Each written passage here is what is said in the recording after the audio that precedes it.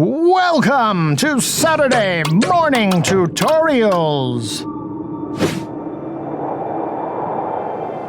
It is time in your heart, your greed, your drive. It cannot coexist with the awakening. You must let go. Can't it hurts. I don't know who I am anymore. You are a fighter. There are times when fighting is necessary. Do not seek those times. Let go. The awakening calls to you. Give it your answer. How? You must do what you have never done before, my child.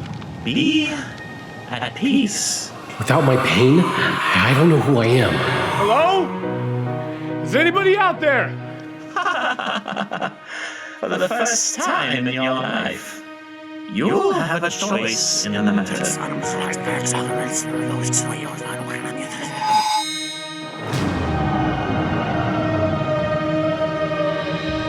At peace. I am at peace.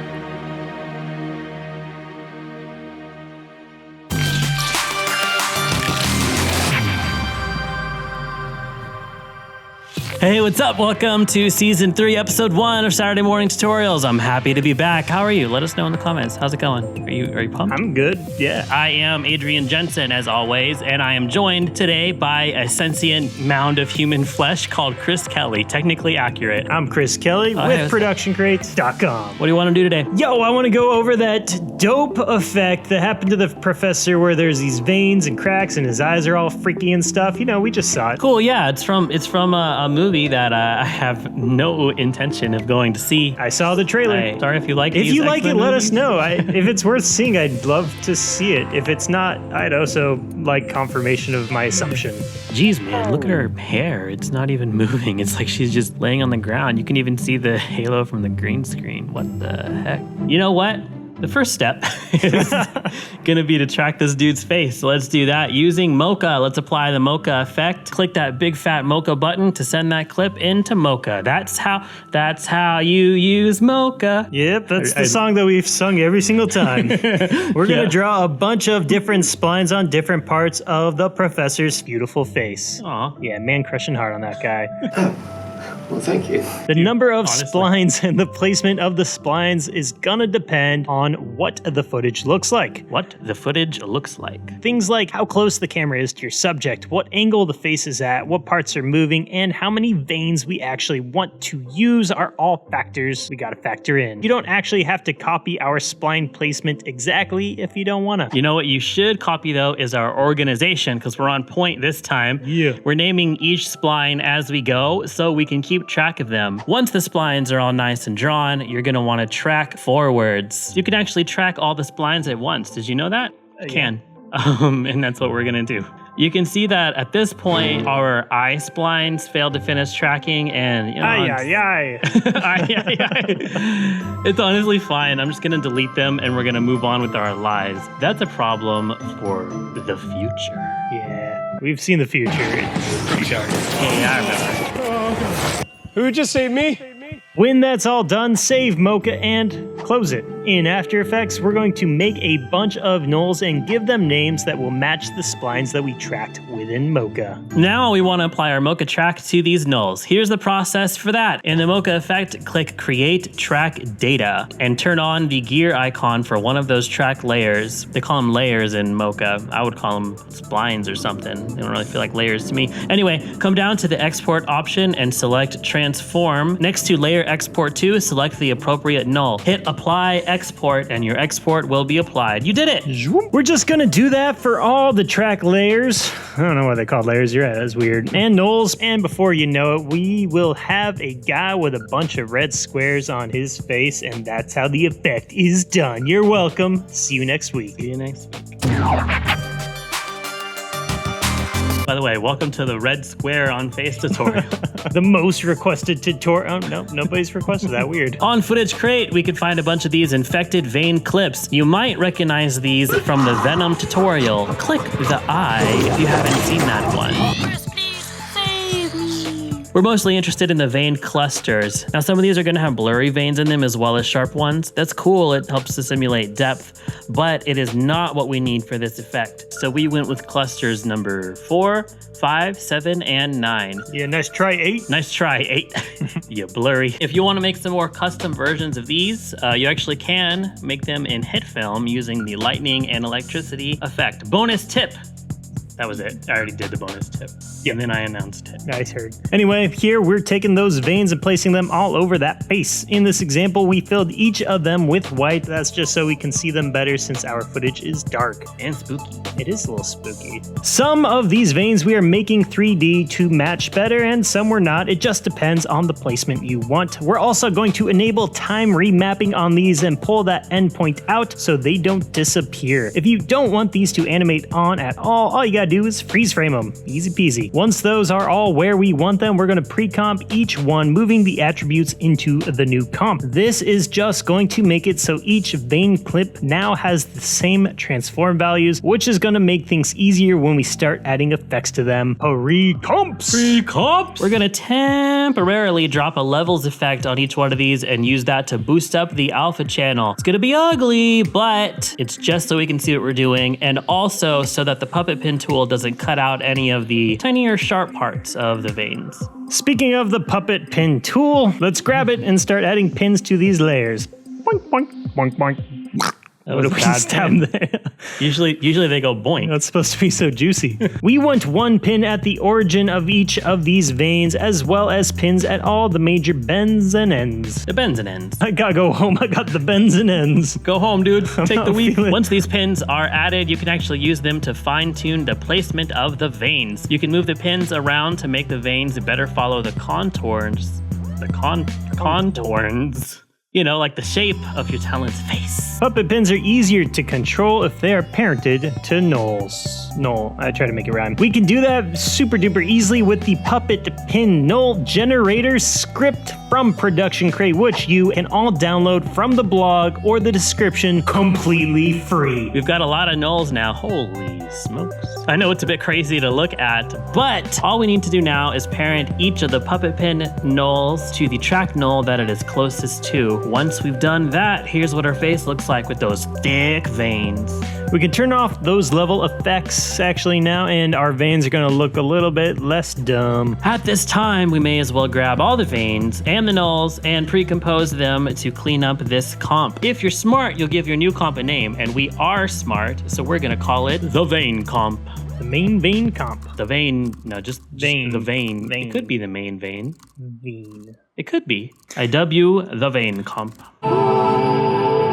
We're gonna actually open that new comp right back up, and look, it's all messy again. Clean this mess up, Nico.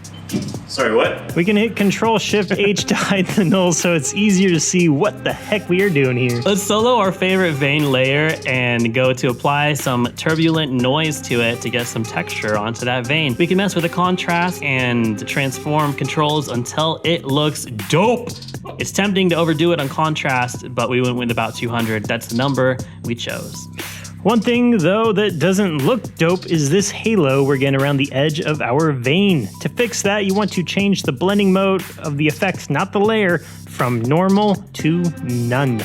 Looking better already. The other non-dope problem we are experiencing is as we play through the timeline, the veins are moving, but the noise is not. It's just kind of on top of them. That looks ridiculous. All we need to do to fix that is to move the noise effect up to above the puppet pin effect, and this is gonna make it so that the noise is applied first and the pin is applied second, and that's gonna make it so the noise is cooperating. The order of your effects does matter, guys. We can alt-click the stopwatch next to evolution and put in a time expression to get that noise moving. We went with time times 100. How about 1,000? Nope. We can also animate the offset turbulence to make the noise move along the vein. We generally want to do this from the outsides of the face into the center of the face. Don't animate it too fast now. Show a little bit of restraint, will ya? Since all of our vein layers are the same size because you pirate for a second? Yar.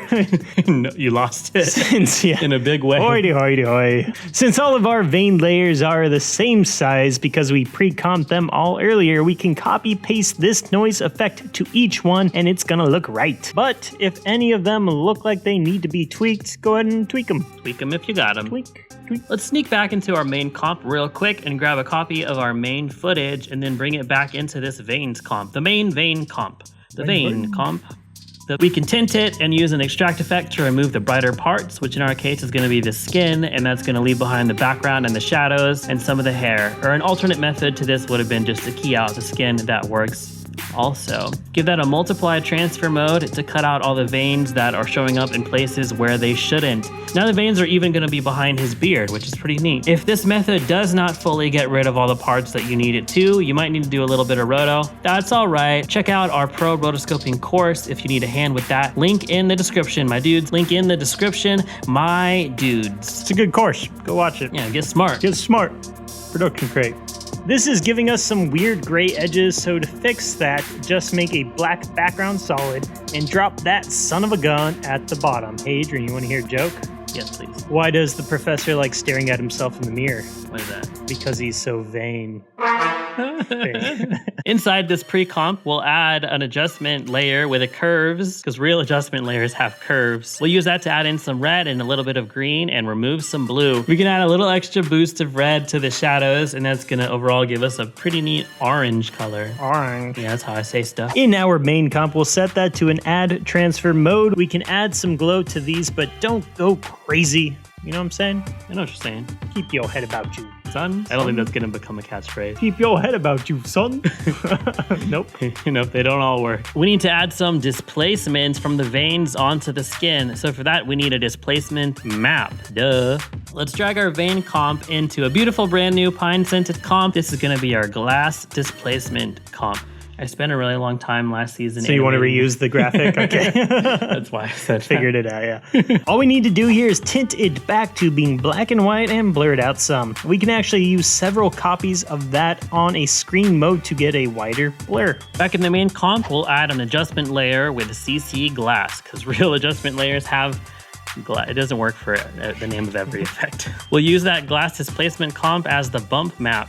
Of course, we encourage you to mess around with all of the settings in the effect until it looks good to you. You might want to turn down the actual displacement so that you're not getting a weird bubble face, but you don't necessarily have to turn it all the way off. A little bit of bubble face is actually good. Yeah, sure, Adrian, yeah. My mom says so. Yeah. She says I'm very handsome. As a bubble, someone's gonna pop. In our case, the highlights are looking good, but we aren't really getting much in the way of shadows, so we messed with our light, height, and direction until our shadows look the way we wanted them to. We actually made a second glass displacement map with way less blur, and we use this to drive a separate CC glass effect to add some 3D pop to the veins themselves. Our boy still needs some shiny eyeballs. We took him back into Mocha and drew some wider splines around the eyes to track him. We used the data in After Effects to stick 2 solids to his eyeballs, and on those solids we masked around the shape of his eyes. It's really easy if you know what you're doing, and again, if you're not really comfortable with rotoscoping, we encourage you to go check out Adrian's Pro Roto course. Once we have those eyes masked out, it's easy to just use a curves to bump up that red and green. You spooky, Professor, you spooky. As far as we can see, whenever this nice Phoenix lady has her cracked up lava face on... We haven't seen the movie. We just assume she's nice. We haven't seen this. Probably will never see this movie.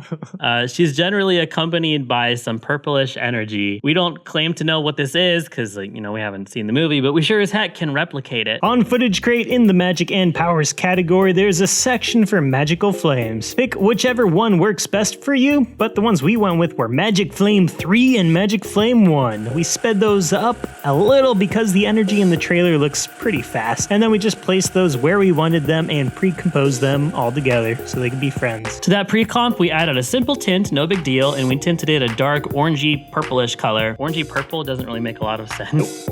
But literally just look at your screen and that's the color.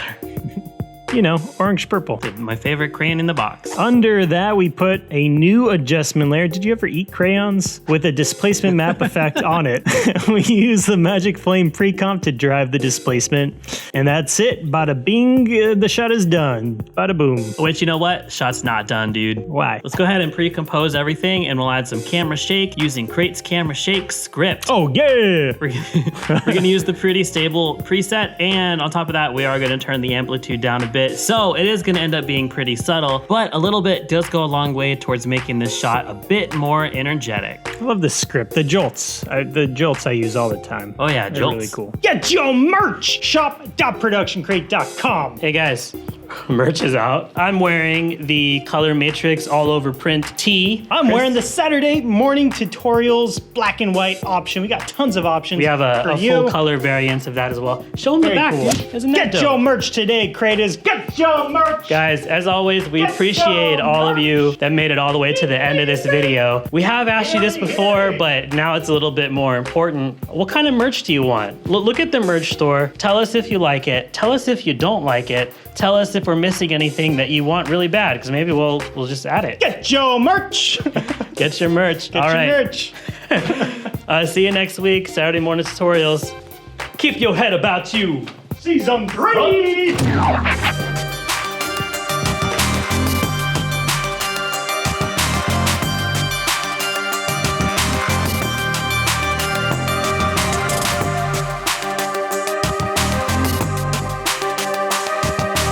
Get your merch! Cool.